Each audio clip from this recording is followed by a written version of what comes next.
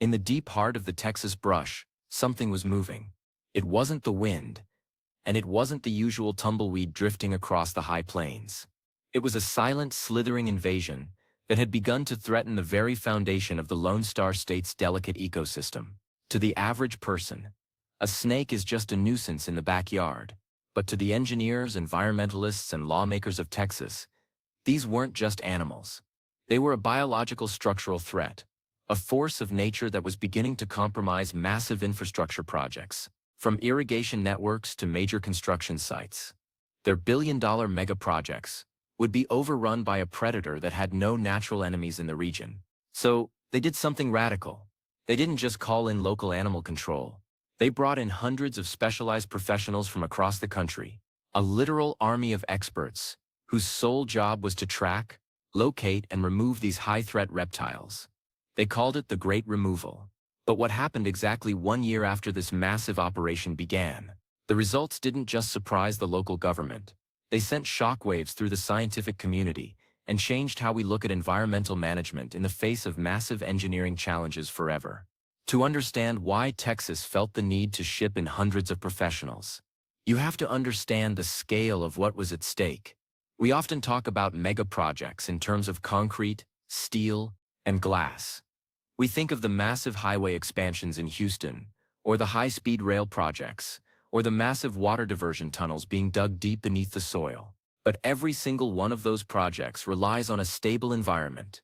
When a specific species of invasive reptile began to flourish in the tall grasses and the rocky outcrops near these sites, the logic of the project changed.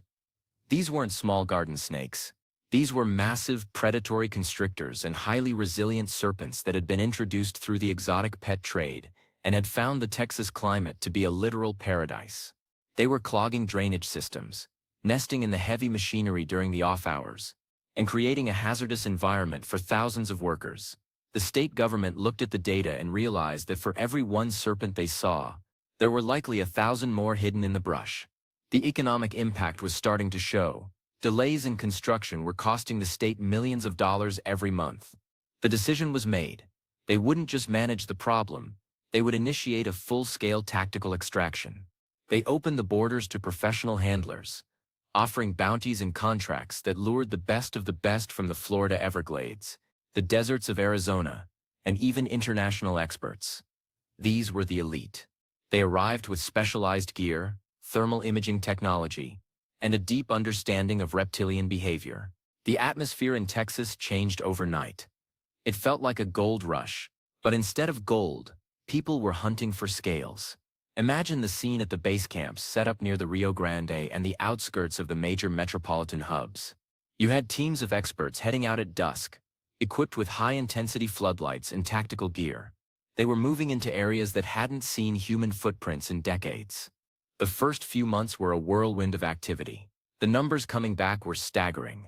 In the first 90 days alone, the teams had removed more specimens than the state had seen in the previous 10 years combined. But as the 1-year mark approached, the narrative began to shift. The question wasn't just about how many they could remove, but what their absence would do to the land they left behind. As we move into the middle of this first year, the initial excitement started to evolve into a complex logistical operation. This wasn't just about grabbing snakes and putting them in bags. This was a massive data collection project. Every single creature removed was logged, measured, and analyzed. The state wanted to know where they were coming from, what they were eating, and how they were moving. This data was relayed back to a central command center, where engineers used it to map out where future infrastructure projects could safely proceed. It was a marriage of biology and civil engineering on a scale never before seen in the United States. The professionals who were brought in were living a grueling life. They were dealing with the intense Texas heat, the unpredictable terrain, and the constant threat of the very animals they were tracking. But they were also seeing things that no one else was. They were finding that these serpents had adapted to the urban environment in ways that defied previous scientific understanding. They were using the heat from electrical grids to incubate eggs during the winter.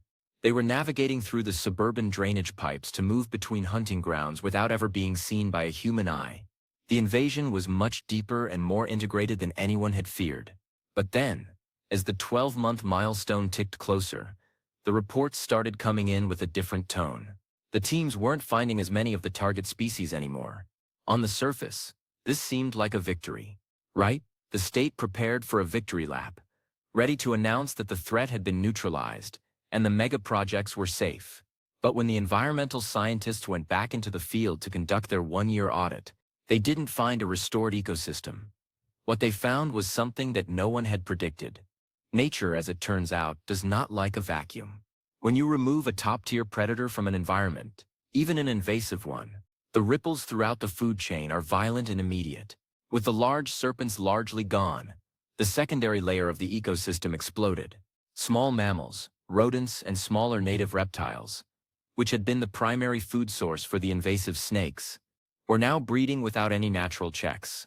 Within months, the very infrastructure the state was trying to protect was under a different kind of siege. Instead of large snakes clogging the pipes, it was tens of thousands of rodents chewing through the insulation of the high-voltage cables. The irrigation systems were being undermined by an unprecedented number of burrowing animals that were no longer afraid to build their homes in the open. The shock that hit everyone wasn't that the removal project had failed in its primary mission. It hadn't. The professionals had been incredibly efficient. The shock was the realization of how much the invasive species had already rewritten the rules of the Texas landscape. They had become a structural part of the environment. By removing them so quickly and so thoroughly, the state had accidentally triggered a secondary ecological collapse that was, in many ways, more expensive and more difficult to manage than the original snake problem. The engineers at the major construction sites began to report a different kind of delay. The rodent damage to the electronics of the heavy machinery was causing millions in repairs. The ground stability near the new highway embankments was being compromised by the sheer volume of tunnels dug by small mammals. The experts who had been brought in to remove the snakes were now being asked to stay and help figure out how to manage the rodent explosion. But their skill set wasn't for mice and rats. It was for massive reptiles. The state found itself in a position where they had spent millions of dollars to solve one problem, only to create a much more complex multi-headed hydra of an issue.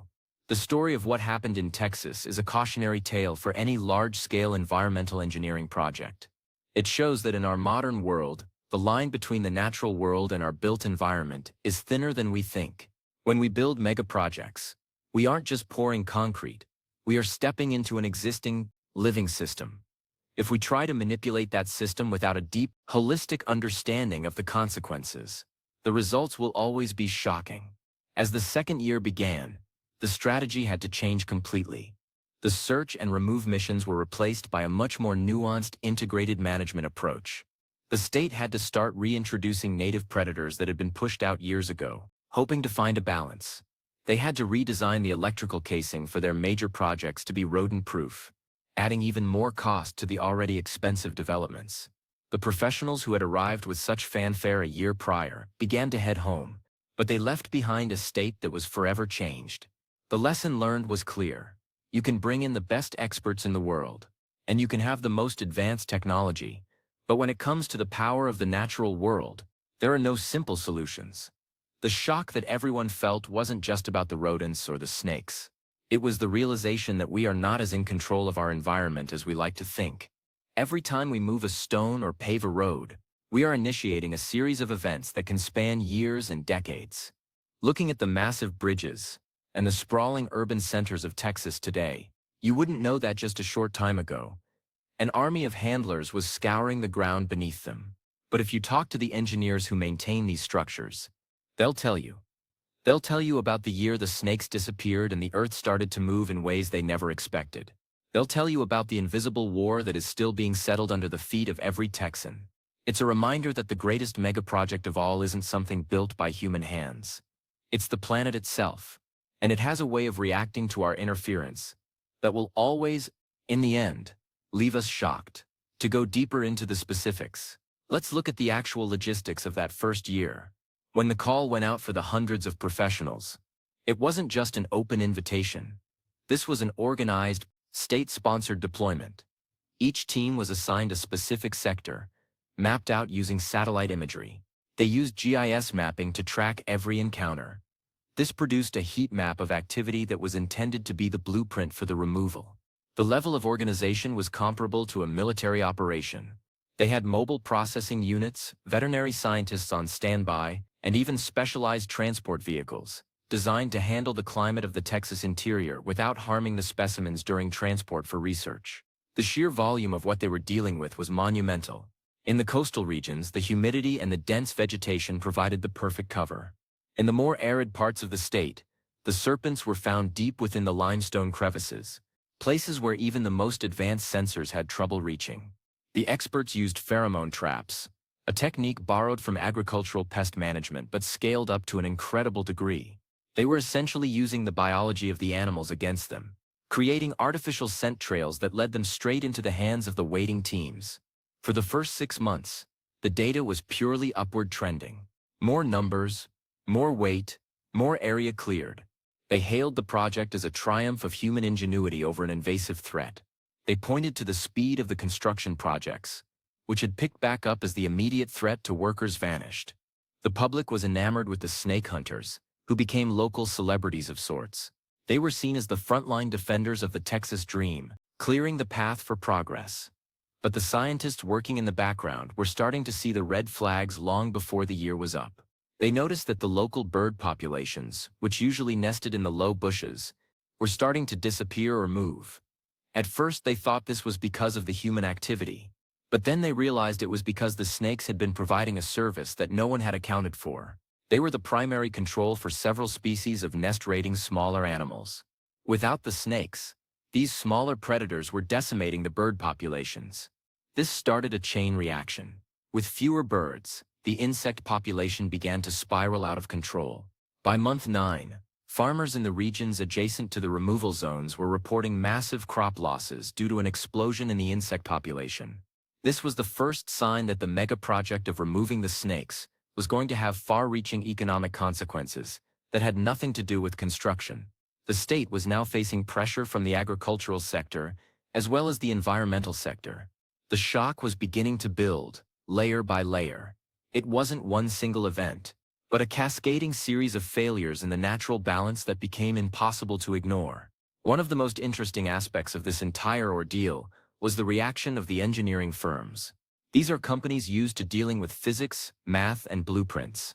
They aren't used to their projects being halted because of a lack of birds or an influx of grasshoppers.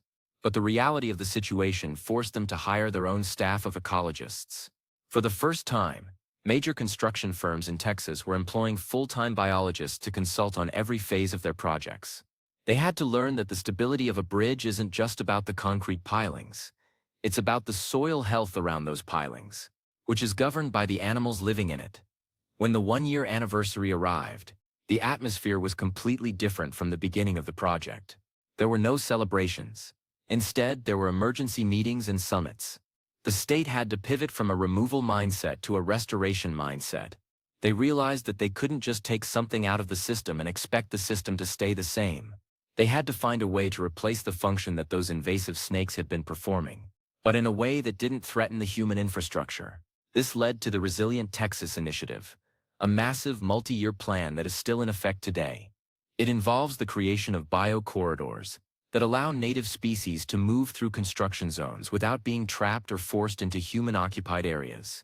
It also includes the development of new materials for underground infrastructure that are resistant to the burrowing and chewing of the increased rodent populations. The cost of these adaptations has been staggering, often rivaling the cost of the original construction projects themselves. The experience turned Texas into a global leader in what is now called infrastructure ecology. Countries from around the world now look to the Texas model, not as a success story of how to remove an invasive species, but as a textbook on how to handle the complex aftermath of such a feat. They learned that in the age of megaprojects, we cannot afford to be blind to the biological world. What happened 1 year later truly shocked everyone because it challenged the human ego. We like to think that we can fix nature, that we can engineer our way out of any problem. But the snakes of Texas proved that nature is an engineer far more experienced than we are.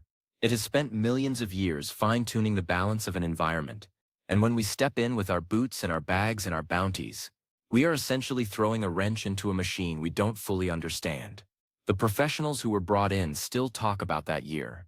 They don't talk about the thrill of the hunt as much as they talk about the eerie silence that fell over certain parts of the brush once the snakes were gone. They talk about the way the wind sounded different in the grass when there was nothing moving underneath it. And they talk about the massive clouds of insects that would follow their trucks at night, a testament to the missing links in the food chain. Today, the mega projects in Texas continue. The cranes are still up, the highways are still expanding, and the state is still growing at a breakneck pace.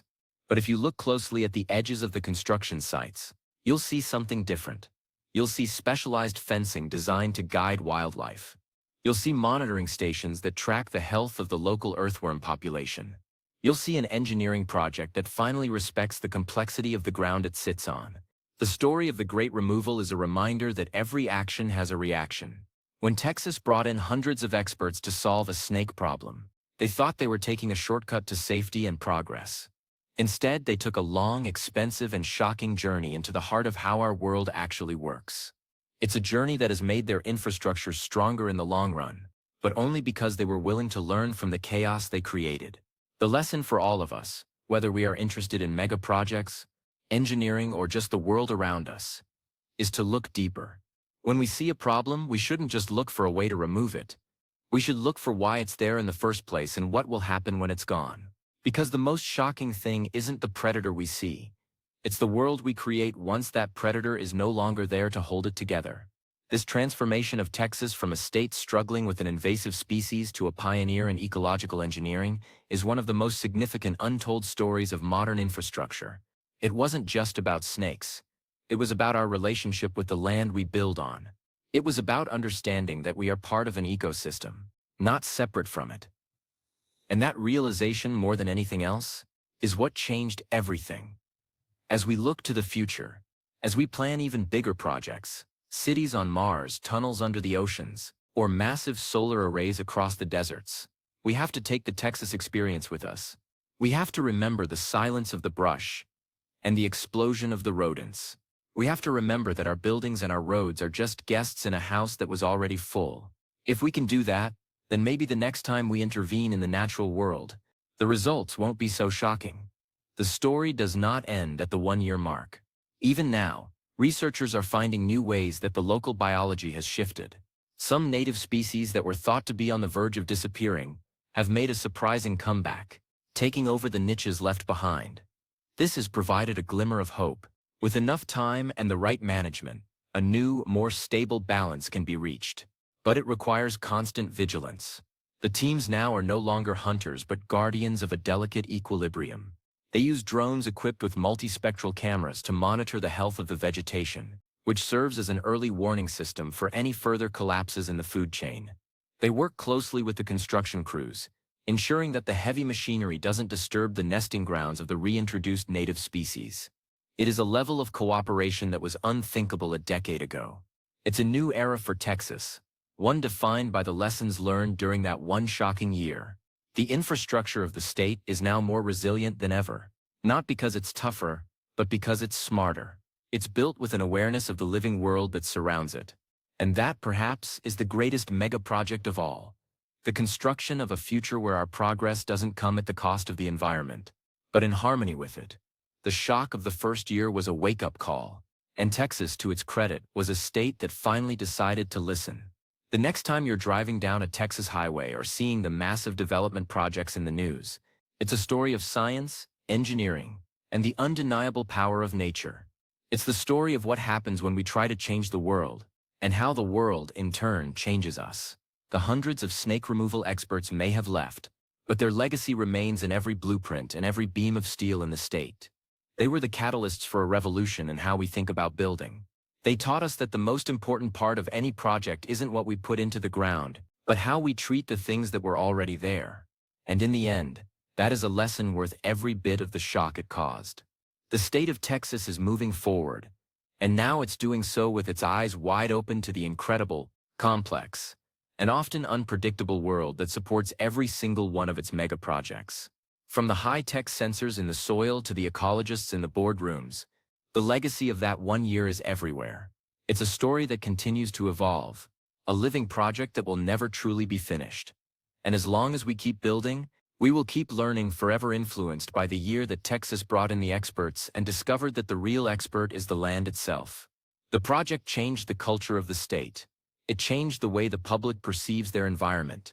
No longer are these serpents just seen as monsters to be feared. They are seen as indicators of environmental health. The fear has been replaced by a cautious respect. This shift in public perception is perhaps the most lasting impact of all. It has led to new laws, new funding for environmental research, and a new sense of pride in the natural heritage of the state.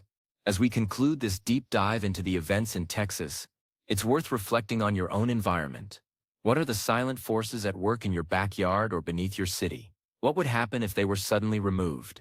The world is a complex web of connections, many of which we don't even see until they are broken. The Texas experience is a vivid illustration of this truth, a story that serves as both a warning and an inspiration for the future of our planet and the megaprojects that will shape it. The shock that everyone felt 1 year later was the shock of recognition. The recognition that we are part of something much larger and more intricate than our own designs.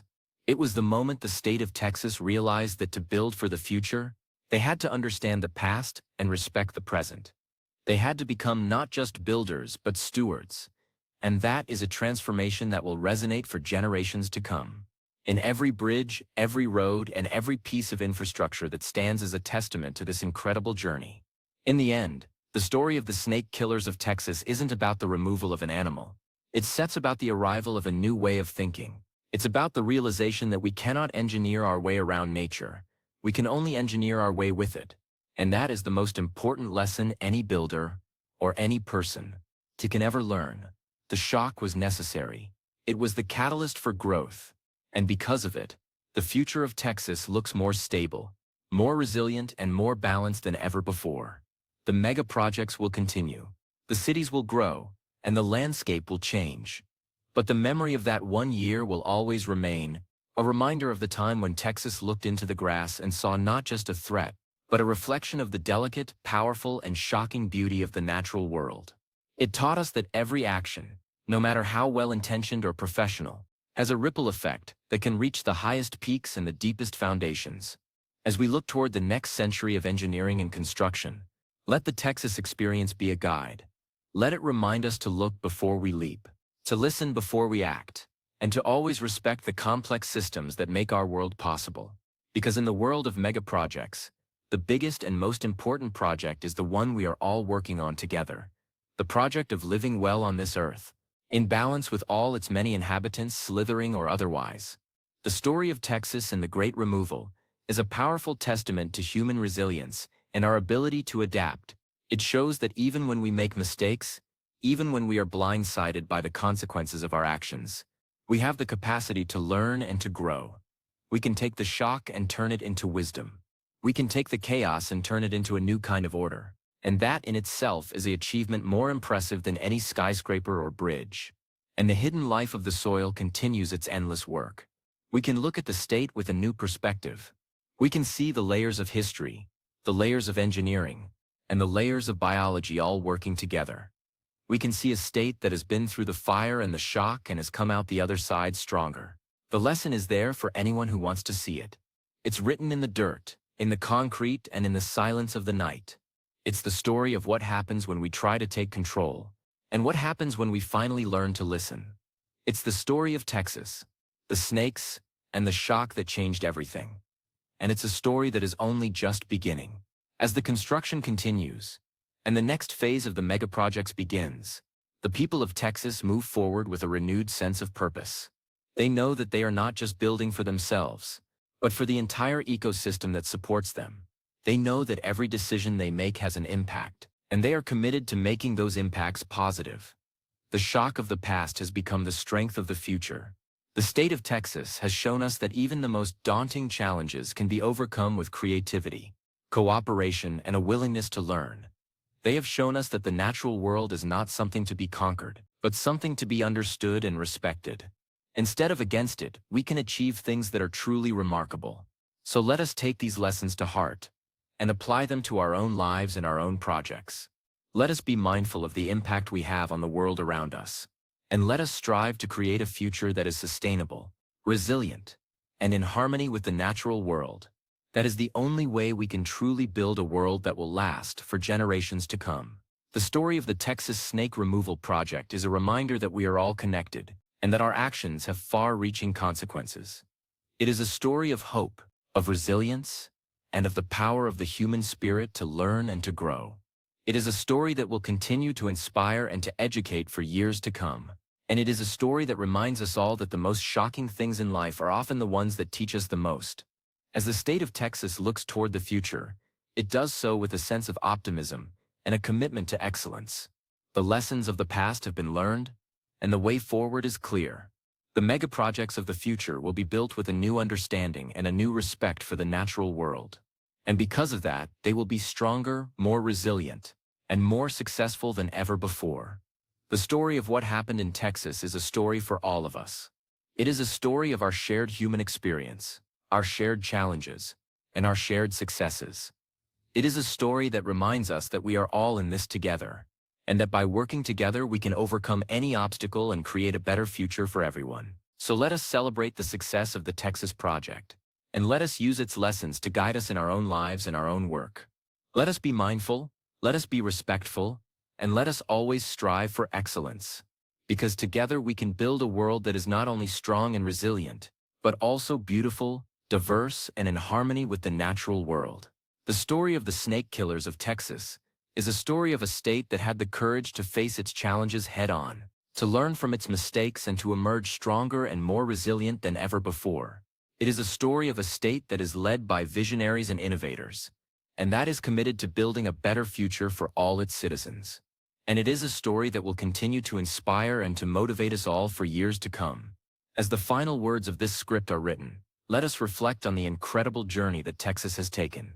From the early days of the snake removal project to the current era of ecological engineering, it has been a journey of discovery, of learning, and of growth.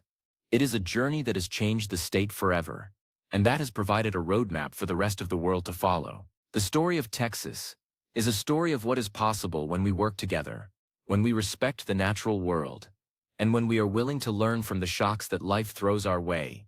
It is a story of a state that is building for the future, and that is doing so with its eyes wide open and its heart full of hope. And that is a story worth telling. Again and again.